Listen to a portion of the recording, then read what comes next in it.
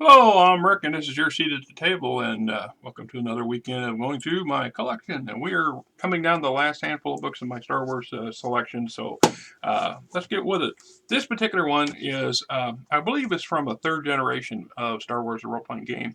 This is not a West End Games book. I lucked out because I picked this up about a year or so ago at JCD and Hobby here in Des Moines. It is a game store versus slash comic book store slash collectible slash etc. And they do buy occasionally do buy used books from their patrons, and then they have this bottom shelf that they sell stuff on. So on occasion, I'm likely to pick up something that was there, as it says, it has pre-owned on the binding, and this is cost $15. So, oh gee, I bought this a little longer than that. I bought this in 2017. It originally cost $29.95. I got it for $14.99, so I got it for half. This is a Wizards of the Coast versions for the D20 system. I didn't have access to this book back when my friends and I were playing. This has been 6 or 7 years ago when we were doing the D20 system, and we were doing it quite a lot. My friend well, I call him Fuzzface, but Kenny, he had the core book and the player's handbook, and that's pretty much it. And we had a couple older West End Games supplements that we also tied in with it. At the time, my stuff was in storage, so I didn't have access to my earlier West End game material, which we've been going through. Anyway, we were playing his stuff pretty hard, and seemed like I was GMing far more than I was playing. But anyway, this one here, when I got an opportunity to pick it up, I try, because it's always nice to be able to pick up something that I don't own, and if I'm not paying an awful lot for it. And there's a lot of extra stuff in here that really comes into play. So we've got the Hero's Guide, and we got our introduction, Chapter 1, character creation, choosing dramatic hooks, saga, depth, and emotion, depth, emotion, other options. So chapter 2, character archetypes, the demagogue, hero officer, information broker, Jedi wanderer. So these are basically new character classes that you could get into and play, and give you opportunities to expand your Star Wars area of knowledge and options. You know, sometimes we were playing characters that we would customly create our own many times, which is traditionally what most of your characters are. You might quote play a fighter, but your fighter has his or her own set of skill sets and feats and personality quirks and preferences. So sometimes this is where that comes from. So we got somebody who wanted to play an outlet tech for years. Suddenly somebody came up with the concept, the basic rule set to create an outlaw tech. So in this case, it's actually a multi-class character, because I can look at it. The first level scoundrel, second level you're scoundrel 1, tech specialist 1, and work your way up that way, so you become a split. Prowler, rebel officer, scrounger, shipjacker, spirit adept, urban adept. Then we get chapter 3, skill and feats, old skills, new tricks. So we're re-going over some of the original stuff and enhancing it, improving on it, basically writing it in a manner that makes it more acceptable or smoother operating. This, my friends, for those of you who are champions of the smooth, not crunchy set of rules, is how we get there. You can't have perfection in any form if you didn't have the crude, crunchy, stumbling over, multi-whatever process. And if you have a game that comes out that avoids most of that crunchy stuff, it's because they, like I said, they've had the advantage of having lots of experience in systems that are not smooth and easy. You know, they just, you know, it is experience that creates. So they didn't just wave a finger and suddenly magically the game system was something that you thought it ought to be perfect. Well, and if you've been in this business, in the game hobby long enough, you know what I'm talking about. You know I'm not wrong. So, sleight of hand, armor familiarity, combat veteran, counselor guidance, diplomatic immunity, dual strike, gun crew chief, proved overrun, kit batching, this go on and on and on.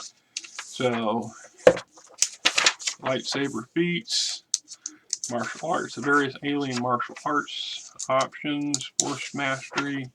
And we get to Chapter 4 prestige classes. Chief Engineer, Infiltrator, Loyal Protector, a martial arts master, Master Duelist, Outlaw Slicer, Priest, Sharpshooter, Treasure Hunter, Factions, Chapter 5. Sympathy and gaining sympathy. Conflicting sympathies, losing sympathy. Joining a faction, the Atarian Rangers. Black Sun Criminal Syndicate. Black Sun Borser, Black Sun Vigo. Bothan Spynet. Master Spy Prestige class. So yeah, you can be part of the Bothan Spynet and not necessarily be a Bothan. Probably won't go too high into the organization, but you never know. Bounty Hunters Guild, Confederacy of Independent Systems, Corellian Security Force, Corporate Sector, Corporate Troubleshooter Prestige class, Galactic Empire, the Hutt Criminal Syndicate, Mistral Shadow Guards, Noble Houses,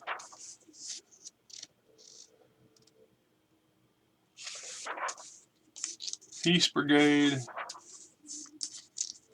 the Rebel Alliance, Signer Fleet Systems,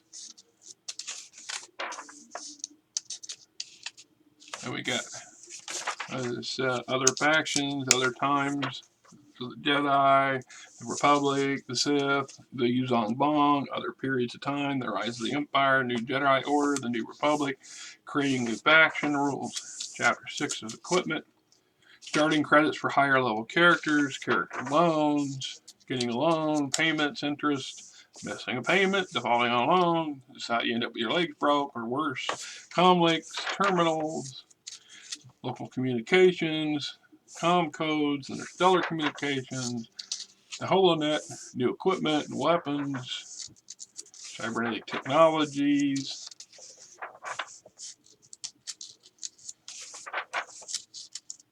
so where are those? Chapter 7, combat, new combat actions, aiming as a full round action, pulling a blow, suppression fire, ion weapons, throwing lightsabers, clarifying flanking, flanking big creatures, flanking with reach, diagonal corners and flanking.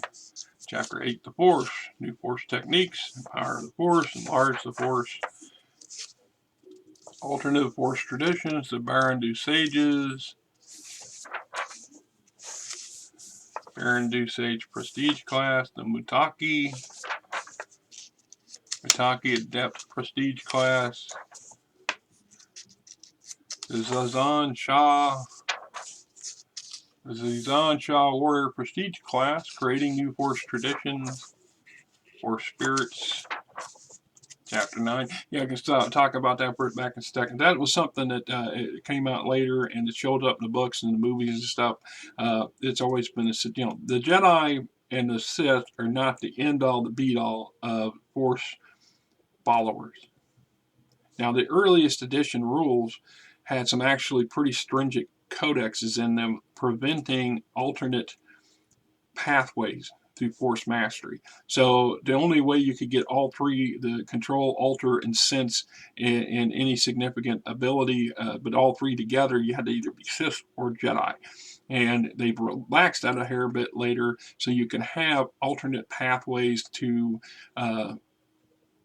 creating and mastering the Force.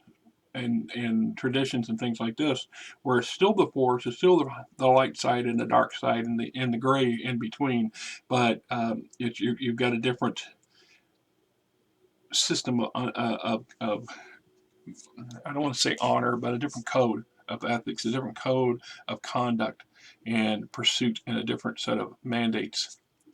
And it made the options for rules are using the force much broader and more and challenging in some aspects, but also more fun, right? So Chapter 9, Droids as henchmen, training remotes, the drawbacks, Marksman H series, Droid feats, Droid prestige classes, espionage Droid prestige class, Berserker Droid prestige class, and that's pretty much it. So, like I said, there was a lot of really good stuff. I enjoyed reading this. I've read through it several times.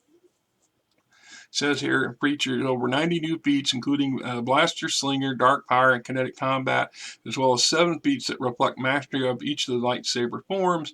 Over 30 new prestige classes, such as Master Duelist, Sharpshooter, Bothan Spy Master, and Berserker Droid.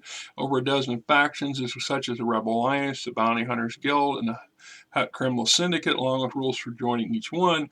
New equipment, including weapons, military hardware, and cybernetics. So, like I said, this is for the Wizards of the Coast, for the D20 system. One of these days, if I'm hoping to eventually luck into getting my own core book for D20. I really would. I can't really afford to order one over the internet for the price of what they ask for some of that stuff. I just can't. I don't have the options. Back when I was younger, and I literally spent a quarter of my paycheck every week buying this vast collection of old school stuff that I have. And I'm lucky to have retained it and kept it. And this is why I'm sharing it with you guys on YouTube, so you can see a little bit of what was there and what's still available somewhere, and where our game systems came from. And that's, anyway, what it is. Till next time, this is Rick, and you guys enjoyed what's left of the fall. Winter's coming.